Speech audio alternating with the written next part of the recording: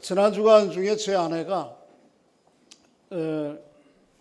사진이 들은 박스를 꺼내가지고요, 그걸 다 정리해서 사진을 버릴 건 버리고, 그 다음에 아마 시기절별로 다 이렇게 나눈 것 같아요.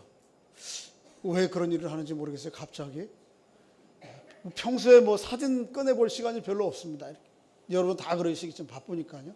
근데 그걸 꺼내가지고 막 이건 다 버리자고 그래서 한 뭉텅이 내놨어요. 그래, 그 중에 추억이 담긴 사진들을 좀 꺼내 보면서 보여주면서 이거 이럴 때도 있었다고 저럴 때도 있었다고 그러는 거예요. 그리고 보니까 거기에 마치 그 사진 속에 있는 사람들이 과거시나 지난 시간들인데 막 살아서 뭐라고 저한테 얘기하는 것 같아요. 그리고 그때의 배경과 분위기들이 사진 속에서 막 저에게 다가오는 것입니다. 제가 아이들을 한번 데리고 어렸을 때 작은 애 한 3살, 4살, 큰 애가 한 6, 7살 됐을 때에 여름에 휴가 때에 강원도를 이렇게 여행을 한번 했습니다. 동강의 강변에다가 텐트를 치고, 지금은 그렇게 못하는데요, 그때는 가능했어요.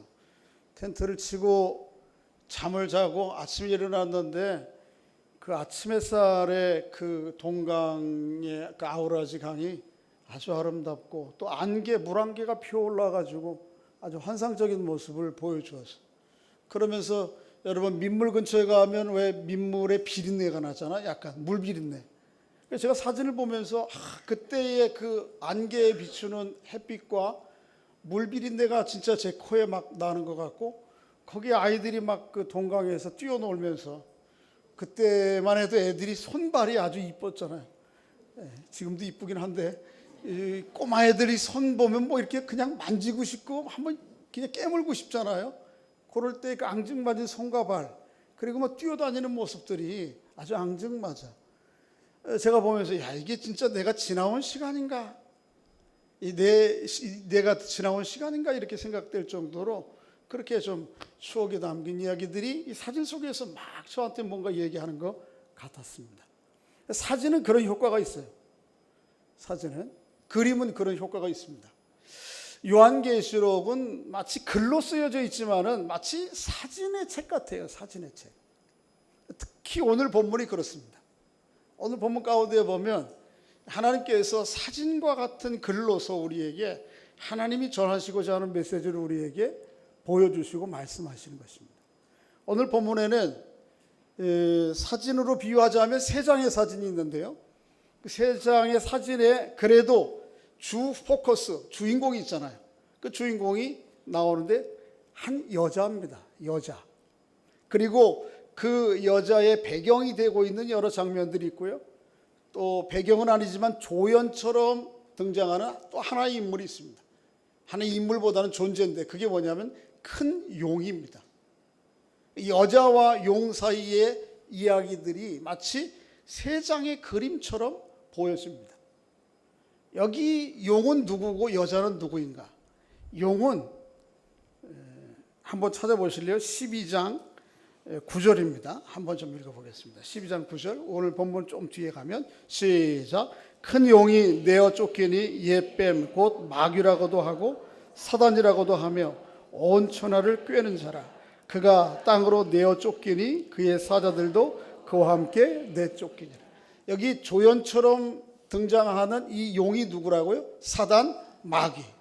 그런데 이 사단, 마귀와 함께 이 사진 안에 누가 있어요? 한 여인이 등장합니다. 이 여인이 무엇일까? 누굴까? 이 여인은 교회입니다. 교회. 하나님 마음 안에 있는 교회요, 세상 역사 가운데 있던 교회요, 지금도 존재하고 있는 교회. 이것을 여자로 비유하는 것입니다. 캐톨릭에서는 여기 본문에 나오는 여인을 예수님의 어머니 마리아, 그리고 여기에 낳은 여자가 낳은 아들을 예수님이라 그렇게 얘기하는데, 이 여자가 낳은 아들 예수님은 맞는데요, 그 아들을 낳은 여자가 마리아라고 한 인물에 국한되어 있지 않습니다. 교회 전체를 얘기하는 것입니다. 그 내용들은 일일이 얘기할 시간이 없어서 설명을 못 드리겠어요. 근데 분명한 것은 하나님께서 하나님의 백성 공동체를 여자로 비유합니다. 특히 구약 성경에는 예루살렘의 딸, 시온의 딸 그렇게 비유해요. 그러니까 하나님이 돌보시는 하나님의 백성 공동체를 예루살렘의 딸, 시온의 딸로 그렇게 얘기하고, 또 하나는 예수 하나님의 신부로 그렇게 비유합니다. 그렇죠? 여러분 호세아서 같은 데 보면 그 대표적인 경우죠. 하나님이 뭐예요? 남편이라고 하면 그의 남편 된 아내가 누굽니까? 이스라엘 백성 공동체, 구약 교회를 이야기하는 것입니다. 신약에도 똑같이 그렇게 얘기해요. 교회를 비유할 때 누구에 비유하죠? 신부로 비유합니다.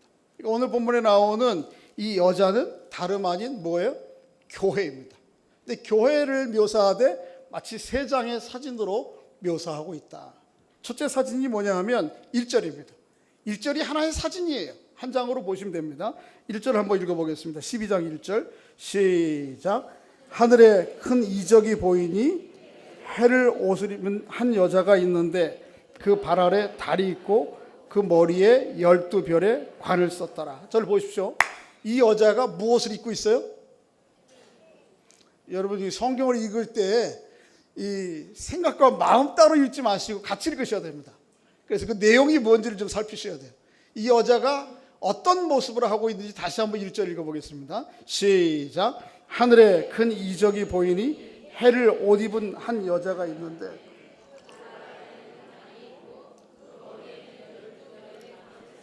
네, 여자가 무슨 옷을 입고 있어요?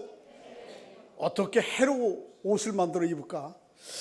다음 주에 있을 여기 무슨 명품, 여기에 무슨 프라다, 버버리, 이것도 사람들이 좋아서 명품이라 그러는데 이것 가지고는 비교할 수 없는 옷을 입고 있어요. 오늘 본문에서 해를 가지고 옷을 입고 있어요.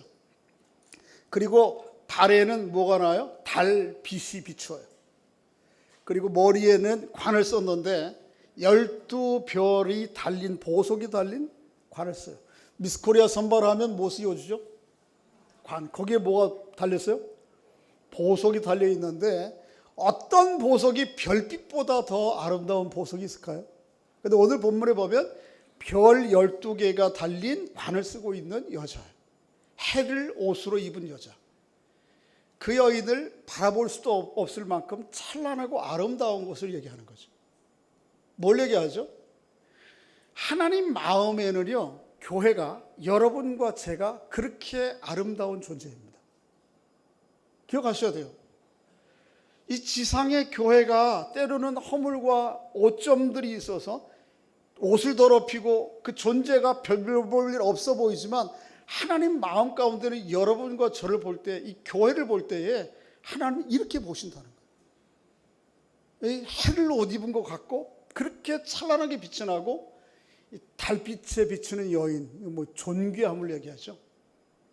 해가 찬란함이라면 달빛에 비추는 여인 얼마나 아름답습니까? 거기에 머리에는 12관을 쓰고 있는 존재. 이게 교회. 하나님 마음 가운데 있는 교회. 하나님이 원래 꿈꾸시는 교회. 하나님께서 결국 만들어 가실 교회. 여러분과 저의 모습.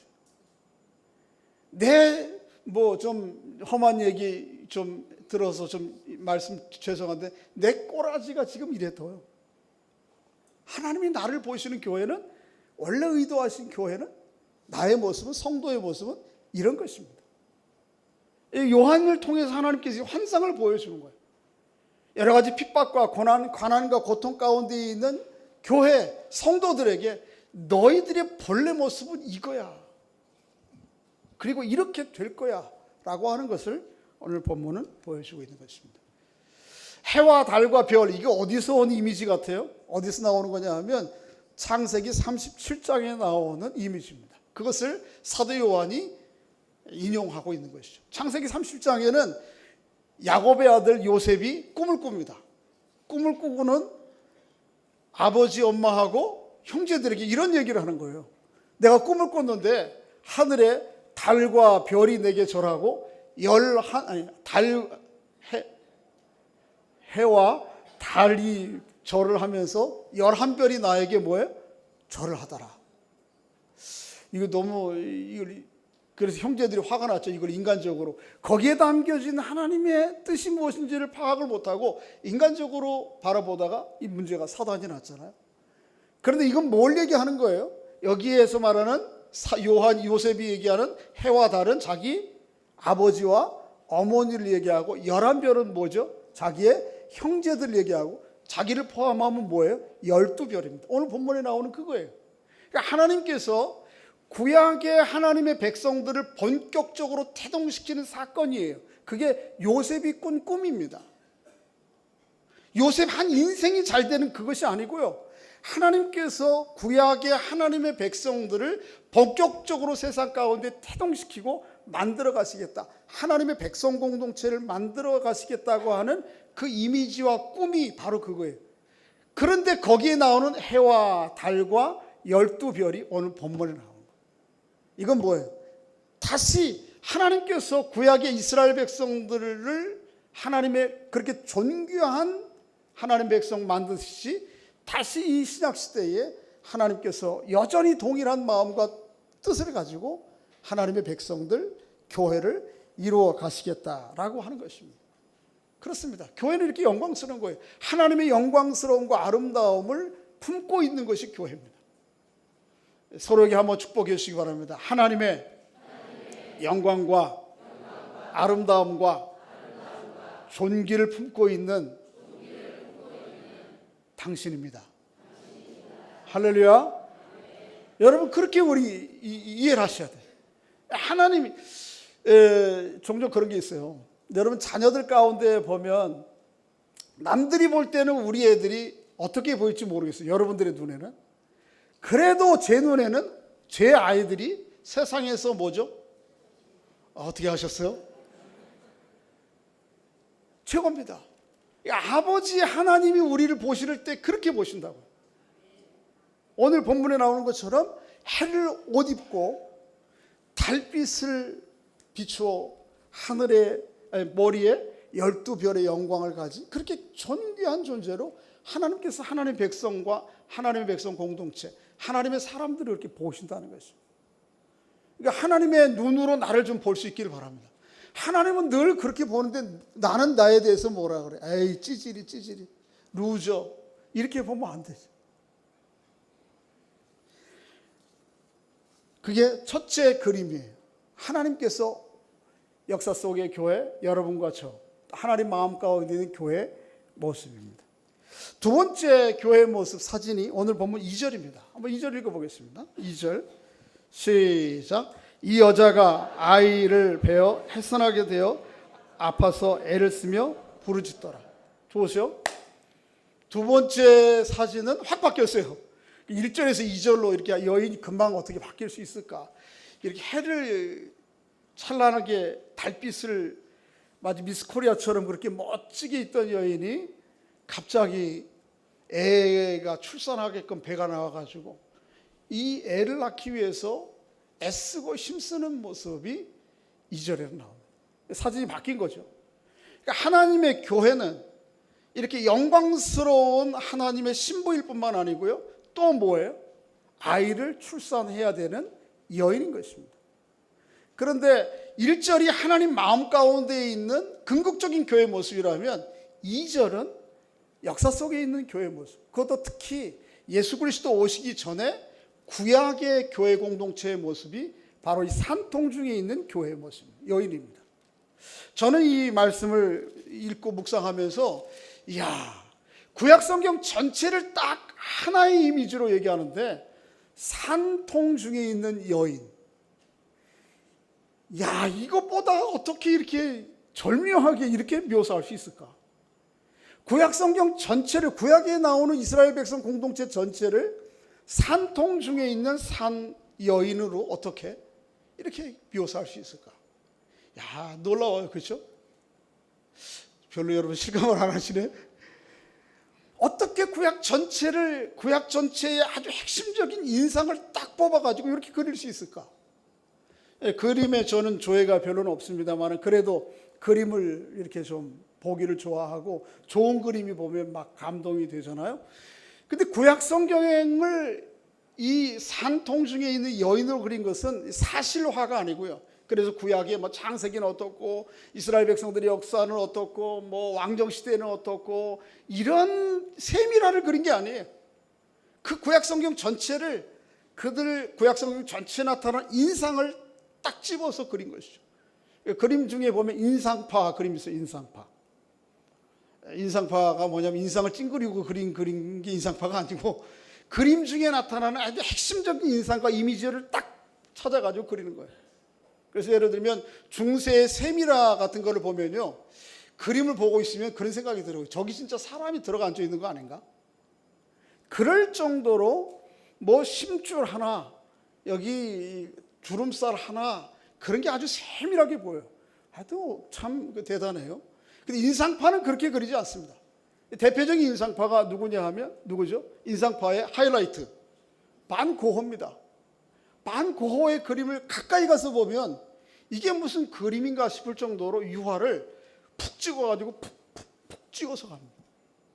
우리 교회에 반 고흐 그림이 몇 개 있어요. 3층에 가보면 물론 모작이긴 하지만 거기에 보면 별이 빛나는 밤, 교회 뭐 여러 가지 인상들이 있어요. 그걸 보면 아주 유명한 고흐의 그림들이 많잖아요.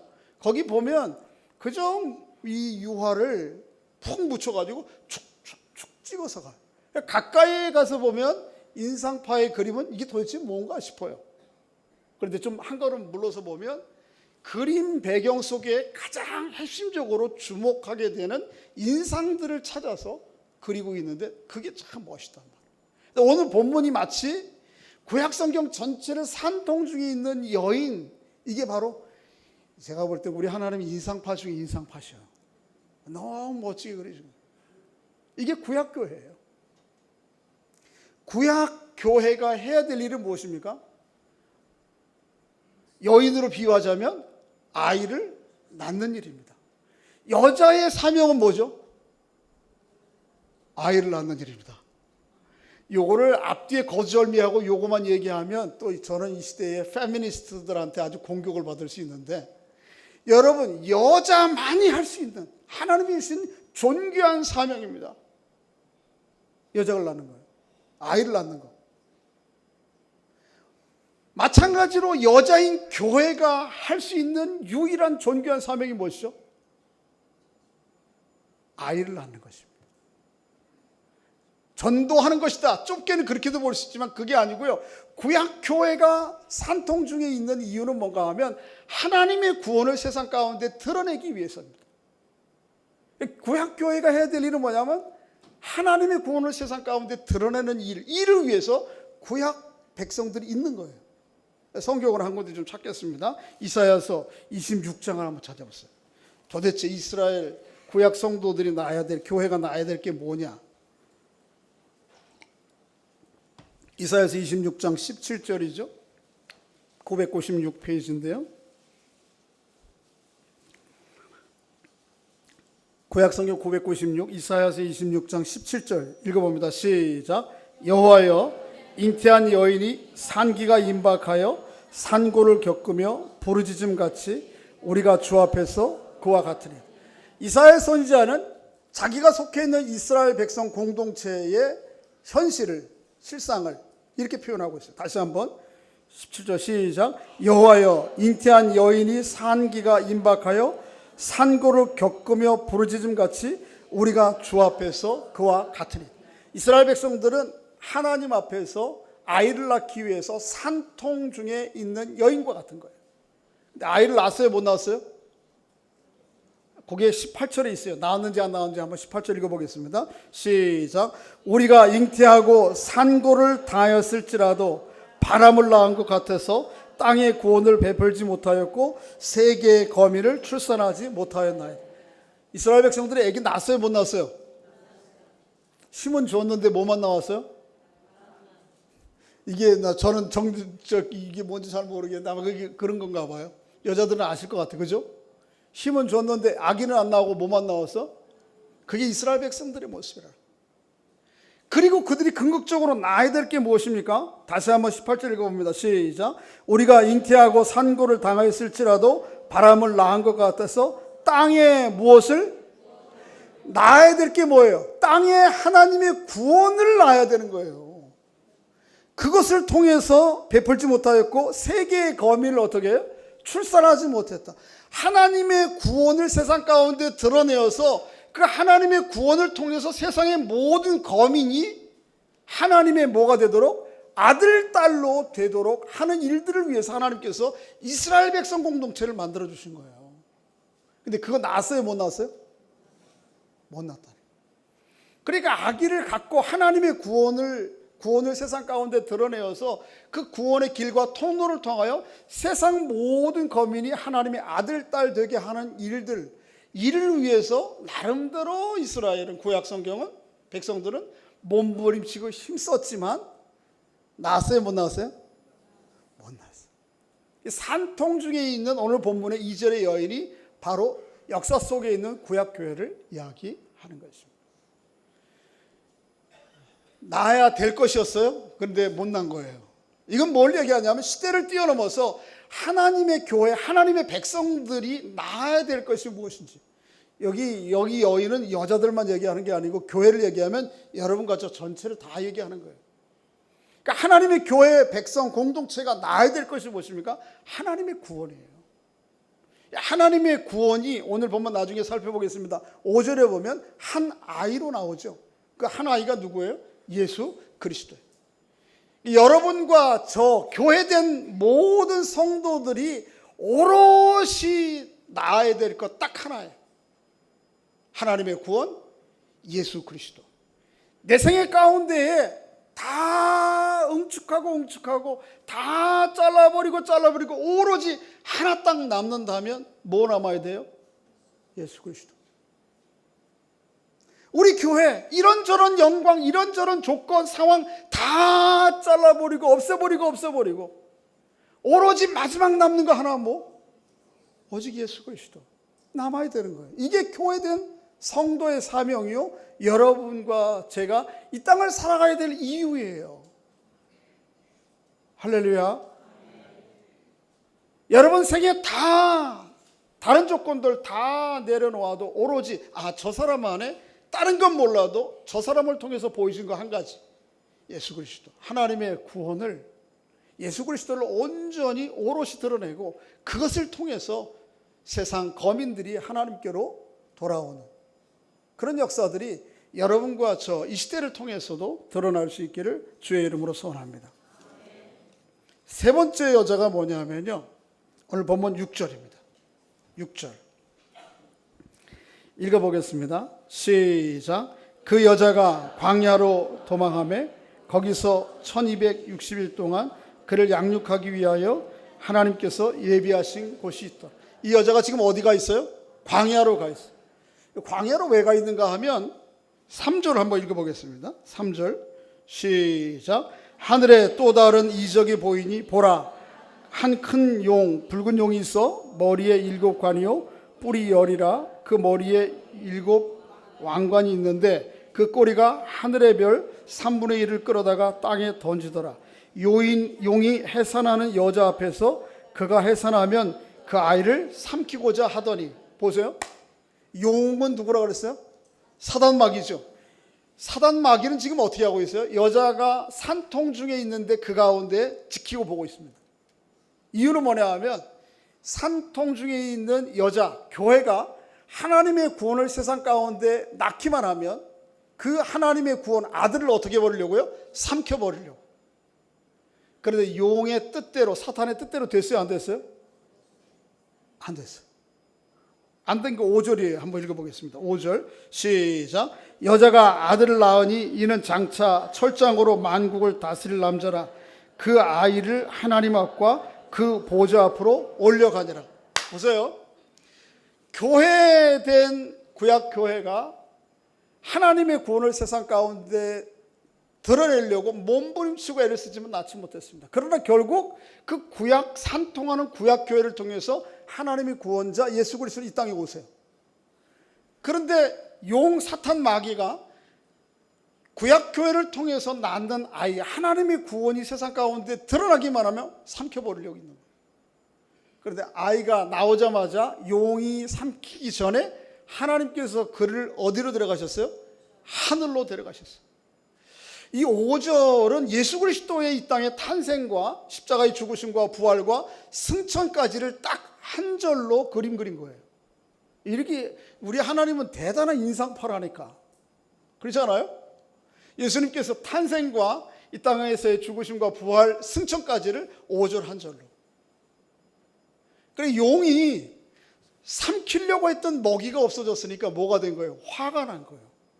그러니까 이제 누굴 핍박해? 그 아이를 낳은 교회를 핍박해. 여자를 핍박해. 그래서 그 여인이 어쩔 수 없어서 어디로 도망가는 거예요? 광야로 도망가는 것이죠. 그런데 이 광야로 도망간 것 같지만 하나님께서 사실은 일부러 데리고 가신 거예요. 자, 13절을 읽어보세요. 13절. 그 내용이 좀 13절 이후에 조금 더 자세히 설명되어 있는데 13절 14절 있습니다. 시작. 용이 자기가 땅으로 내어 쫓긴 것을 보고 남자를 낳은 여자를 박해하는지라. 그 여자가 큰 독수리의 두 날개를 받아 광야 자기 곳으로 날아가 거기서 그 뱀의 낯을 피하여 한 떼와 두 떼와 양육을 받으매. 저를 보세요. 그 여자가 아이를 낳을 때 용이 먹어버리려고 하는 그 상황은 실제적으로 초대교회 상황 가운데 나타났던 일입니다. 여러분 그 예수 그리스도의 탄생의 예고가 있고 그것들이 곳곳에 알려졌죠. 그것을 안 사람 중에 대표적인 사람이 누구예요? 동방의 박사들이 세상에 기이한 자가 탄생할 것을 점성술을 통해서 이 사람들이 알았는데 그걸 갖고 알고 헤롯 왕궁 왔죠. 그래서 헤롯 왕궁이 물었어요. 여기에 왕자가 태어날 때가 됐느냐. 근데 전혀 그런 기미가 없어요. 그런데 이제 그 이야기 가운데 헤롯은 자기를 대체할 만한 대단한 존재가 태어날 것이라는 것을 알고 박사들에게 묻습니다. 꼬치꼬치. 그리고 박사가 떠난 후에 그때로부터 면전에까지 2년을 거슬러서 그 임방에 낳았던 남자아이들을 어떻게 하죠? 다 죽여버려요. 이게 뭐죠? 하나님의 구원이 세상 가운데 드러날 때에 그 아이를 먹어버리려고 하는 용이에요. 그런데 그 한 사건이 아니에요. 그것은 계속되는 세상 가운데 있는 역사적인 사건이에요. 대표적인 경우가 그 헤롯이 예수 그리스도를 죽이기 위해서 두 살 아래의 유아들을 학살했던 사건이 바로 그것입니다. 하나님께서 그런 상황 가운데에서 이스라엘 백성들을 하나님의 구원자 예수 그리스도를 데리고 하나님의 구원을 이루어 가시죠. 근데 오늘 본문에는 그 여자가 여자가 낳은 여자가 어디에 가 있다고 그래요? 광야에 가 있다고. 그러니까 오늘 본문은 여자가 낳은 아들에게 있는 것이 아니고 이 여자, 교회에 초점이 있기 때문에 예수 그리스도의 탄생과 십자가의 죽으심과 부활과 승천을 5절로 딱 간단하게 요약하고 난 다음에 계속해서 여자에 대해서 이야기하고 있는 거예요. 교회에 대해서. 지금 세 번째 그림은 어디에 가 있는 여자라고요? 광야에 가 있는 여자. 광야에 가 있는 여자입니다. 근데 오늘 14절에 보면 광야로 여자를 피신시킬 때 하나님께서 누구를 통해서 피신시키시죠? 한번 읽어보세요. 14절 시작. 그 여자가 큰 독수리의 두 날개로 받아 광야 자기 곳으로 날아가서. 보세요. 뭐를 타고요? 큰 독수리. 이게 어디서 온 거냐 하면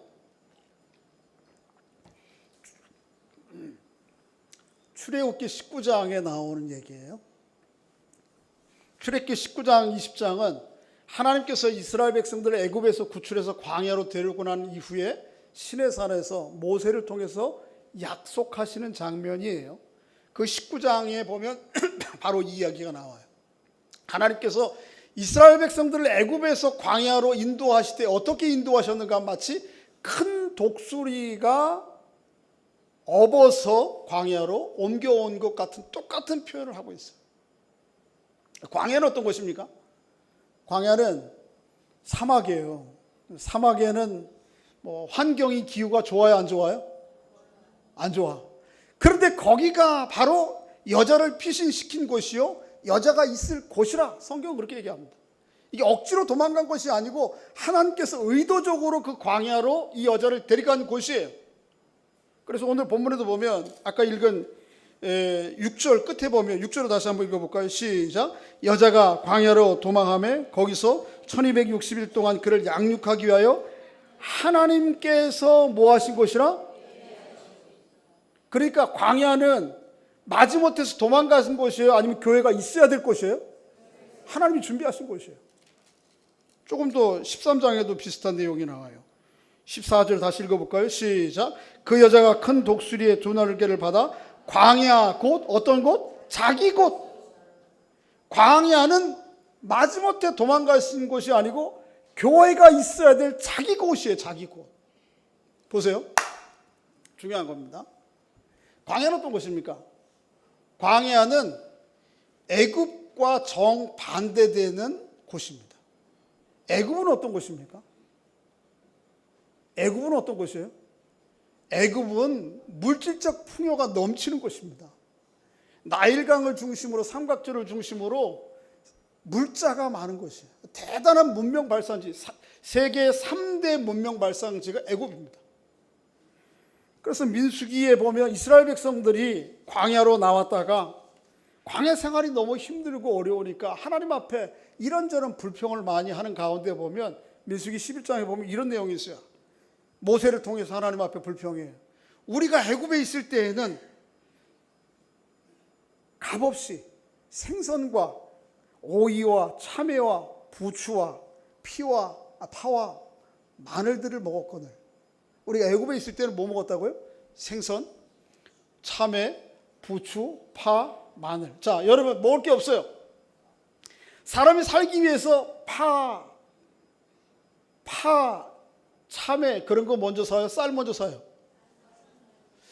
저 가끔 집사람이 저한테 조크를 합니다. 제가 전도사 시절에 가난하고 어려웠어요.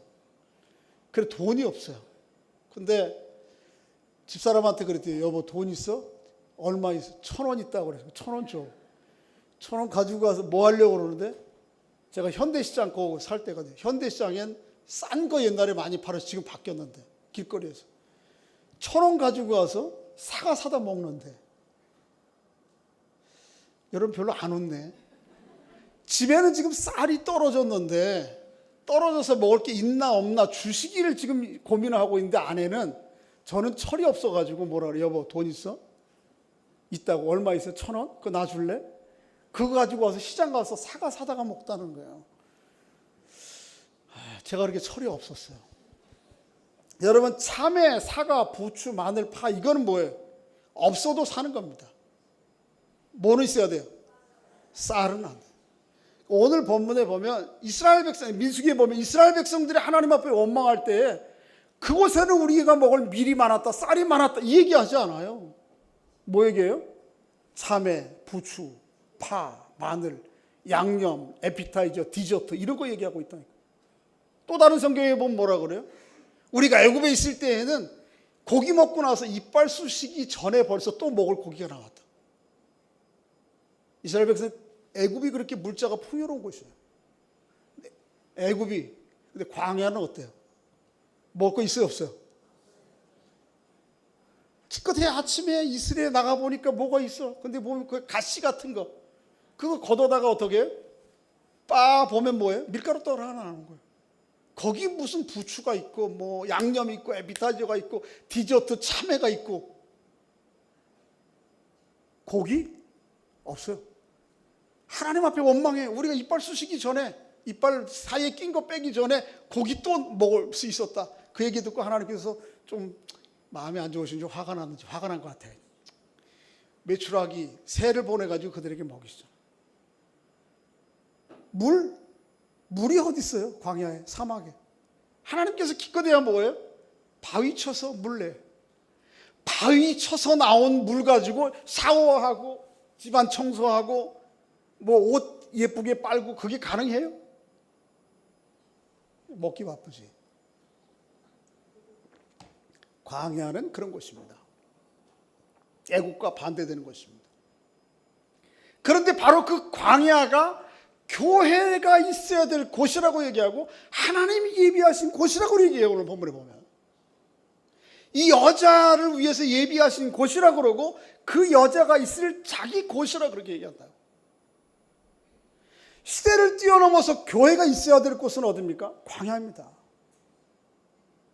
여러분과 제가 있어야 될 곳은 어디입니까? 자기 곳은 바로 그 광야입니다. 하나님께서 은혜를 주셔서 의도적으로 그 광야 같은 현실의 삶으로 찾아가시는 것도 어떤 분들에게 있을지 모르지만 그거는 뭐 제가 강요할 수 없겠어요. 그러나 최소한 예수 믿고 신앙생활하고 교회를 이루는 것이 세상에서 물질적으로 풍요로워서 부자 되고 잘 되는 것이라고 하는 이런 잘못된 정반대에 가는 길은 멈춰라. 예수 믿고 교회를 이루고 하나님의 백성 되는 것이 그렇게 애굽 생활을 재현하는, 애굽보다 비교할 수 없는 것을 재현하기 위해서 우리가 여기 모인 것이 아니라는 거예요. 그럴 수도 있고 안 그럴 수 있어요. 하나님은 제가 이 세상의 물질적인 풍요로움과 복은 각자에게 주시는 분복이에요. 이것은 예수 믿기 때문에 주는 것이 아니고 한 인간이기 때문에, 한 인간의 창조주로서 하나님께서 모든 사람들에게 하나님의 뜻에 따라서 맡겨주시는 거예요. 왜 저 사람 부자 되게 하십니까? 몰라요, 나도. 나는 왜 가난하게 해주십니까? 몰라요, 나도. 그건 다 하나님의 뜻이에요. 하나님 마음이에요. 하나님 마음인데 우리가 왜 당신이 옳다 그렇다 얘기할 수 있어요? 그건 우리의 관심사가 아니에요. 그러나 교회의 오로지 관심사는 어디에 있는 거예요? 하나님 예비하신 곳 광야. 교회의 자기 곳 광야. 거기에는 애굽에 있는 것은 없지만 그 광야에만 있는 것이 있어요. 그게 뭐죠? 하나님의 임재예요. 하나님께서 이스라엘 백성들을 광야로 데려오시고 난 이후에 바로 직후에 모세를 통해서 성막을 짓게 하세요. 텐트예요, 텐트. 이 텐트 위에 하나님께서 뭐라 그러냐면 내가 구름 기둥과 불 기둥으로 너희에게 나타나 주겠다. 언제는 불 기둥이고 언제는 구름 기둥이에요. 이게 한 가지죠, 그렇죠? 근데 밤에 보면 뭐처럼 보여요? 불 기둥처럼 보이고 환한 햇빛에서 보이면 뭐처럼 보이고 구름 기둥처럼 보이는 거죠. 이게 뭐예요? 하나님께서 임재해 주시겠다. 함께 해 주시겠다. 그러니까 교회로서 다른 거는 우리가 갖추지 못했어도 여기에 파, 부추, 마늘 창고에 안 쌓아 놓아도 우리에게 꼭 있어야 될 광야. 그건 뭐예요? 하나님의 임재. 이 10년 가운데 하나님이 정말 계시는가? 그리고 하나님께서 보호하시고 하나님께서 내 인생을 인도해 가시겠다고 하는 하나님의 그 약속의 말씀이 내 안에 있는가? 하나님의 임재와 함께 하나님의 말씀이에요. 하나님의 말씀. 그래서 아까 이스라엘 백성들 얘기할 때 독수리를 통해서 애굽에 끌어내고 난 다음에 하나님께서 모세에게 그 19장 바로 20장에 뭘 줘요? 십계명을 주시는 거예요. 광야에 다른 거는 없어도 뭐는 있다? 하나님의 말씀이 있는 거예요. 말씀. 성경을 한번 찾아보세요. 신명기 8장입니다. 신명기 8장.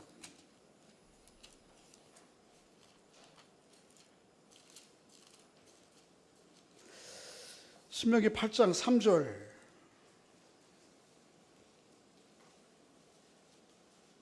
2절부터 읽어야 되겠습니다.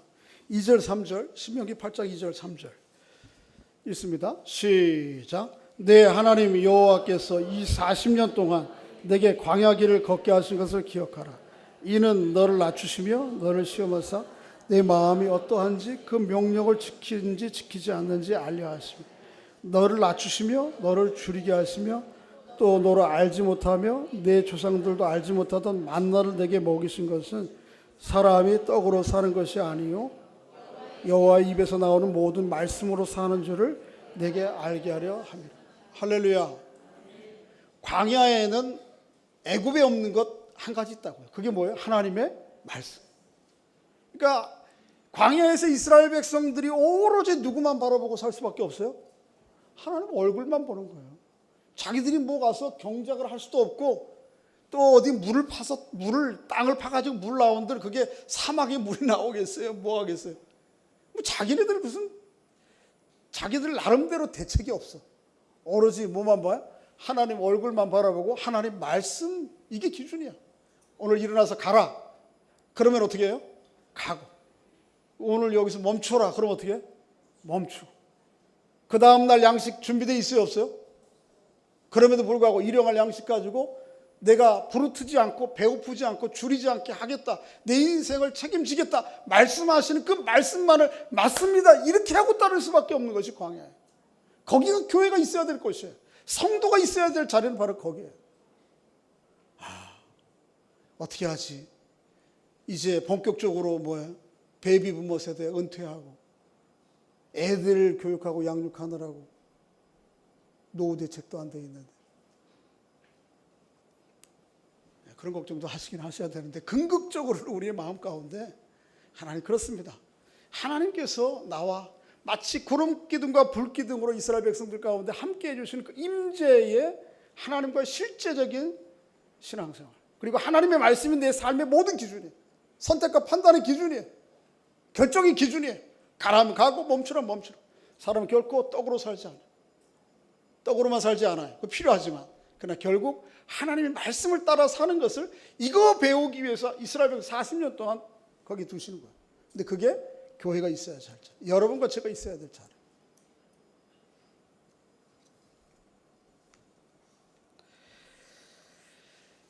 이제 말씀 맺겠습니다.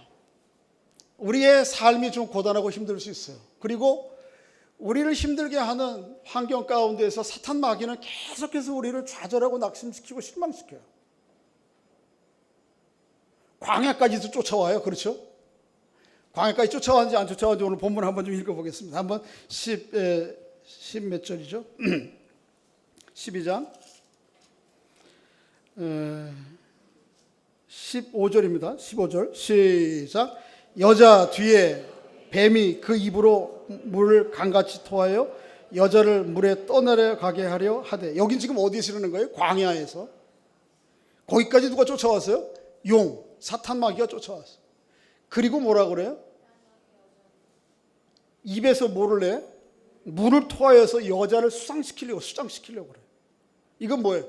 교회를 넘어뜨리려고 하는 사단의 시도들이 끊임없이 계속된다는 거예요. 신앙생활 중에도. 그런데 하나님께서 16절에 보면 읽어봅니다. 시작. 땅이 여자를 도와 그의 입을 벌려 용의 입에서 토한 강물을 삼키니 용이 여자에게 분노하여 돌아가서 그 여자의 남은 자손 곧 하나님의 계명을 지키며 예수의 증거를 가진 자들과 더불어 싸우려고 바다 위에 서 있더라. 보세요. 신앙생활 한 면은 용 사탄 마귀의 유혹과 방해와 장애가 끝나요, 안 끝나요? 안 끝납니다. 광야까지 쫓아와요. 그리고 어떻게 해요? 이제는 여자를 용이 자기 입에서 물을 강같이 토해가지고 여자를 수상시키려고, 교회를 넘어뜨리려고 하고 성도들을 넘어뜨리려고 하는 거예요. 하나님께서 그렇게 강같이 쏟아지는 물을 땅을 갈라서 땅이 그 물을 다 받게 만들어서 여자를 살리는 거예요. 뭘 얘기해요? 하나님께서 보호하신다고요. 끝까지. 할렐루야. 여러분의 삶의 형편과 처지가 어떻든 얼마나 고통스럽든 얼마나 절박하든 하나님께서 살리십니다. 하나님께서 보호하십니다.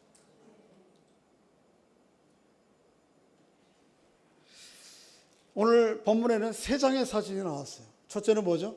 영광스러운 해를 옷 입은 여자. 그게 누구예요? 우리입니다. 우리. 교회가, 이 교회 얘기하는 거 아니까 누구예요? 여러분과 저입니다. 하나님 마음 가운데 여러분과 그런 모습으로 있다고 하는 것을, 여전히 그 모습이 있다는 것을 기억하시기 바랍니다. 또 교회는 뭐 하는 것이에요? 어떤 여자로 나와 있어요? 산통하는 여자. 이 산통하는 여자는 누구예요? 여러분과 저입니다. 뭘 낳아야 돼요? 구원자 예수 그리스도가 나를 통해서 탄생돼야 됩니다. 드러나야 됩니다. 세 번째 여자가 뭐죠? 광야에 있는. 거기는 마지못해서 밀려간 곳이 아니고 하나님께서 예비하신 교회가 있어야 될 자기의 곳입니다. 그런데 사실은 오늘 본문의 가운데 보면 요한이 사진 세 장을 보여준 것 같은데 한 장은 아직 안 보여줬어요. 근데 제가 볼 때 성경을 좀 요한계시록을 쭉 보면서 보니까 한 장을 뒤로 숨겨놨어. 몇 장에 숨겨져 있냐면 19장에 숨겨져 있는데 나중에 볼까요? 궁금해도 오늘 볼까요? 네, 봅시다. 한번 19장. 마지막 사진이 이겁니다. 19장 7절 8절.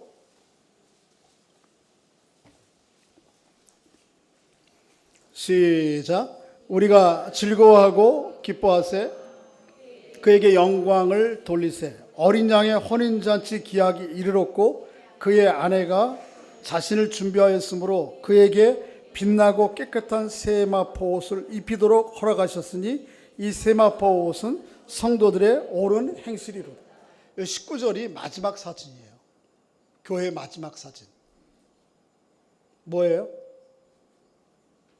어린 양의 혼인잔치, 하나님의 구원이 완성될 때에 거기에 그 완성의 잔치를 결혼식으로 비유하는데 그 결혼식의 두 주인공이 누굽니까?